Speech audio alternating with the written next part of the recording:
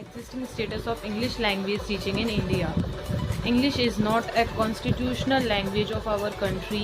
It is neither one of our regional languages nor national language.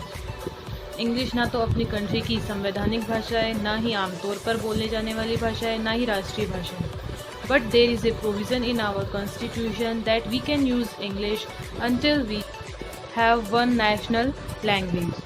It is surprising that English is taught almost at every levels of education. लेकिन हमारे संविधान ने ये हमें सुविधा दी है कि हम इंग्लिश को जब भी चाहें एक राष्ट्रीय भाषा के तौर पर यूज़ कर सकते हैं. और ये सरप्राइजिंग है कि हमारी पढ़ाई के मतलब एजुकेशन के जितने भी लेवल्स हैं उन सब में इंग्लिश काम में आती है.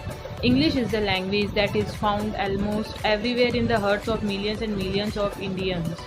और इंग्लिश बहुत सारे इंडियंस भारतीयों के दिलों में बसी हुई है. From the north to east students wants to learn English because they want to mould themselves differently.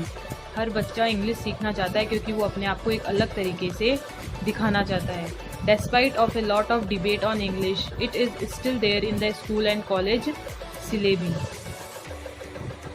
English और इनमें बहुत सारी डिबेट हुई है कि इंग्लिश नहीं होनी चाहिए, फिर भी इंग्लिश हमारे स्कूल और कॉलेज के सिलेबस में है. All the people in our country know that the 21st century is the century that is recognized as an age of information.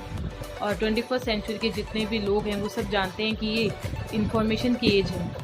In this age, the earth is called a global village, and in a village there is a unique language, and that language is an international English. और यहाँ सब जानते हैं कि English के बिना कुछ भी नहीं हो सकता. To face the global challenges and to meet with the expectations of this age, one should learn English. और यहाँ की पूरी दुनिया की समस्याओं का सामना करने के लिए हर एक इंसान को इंग्लिश आना ज़रूरी है. नेक्स्ट है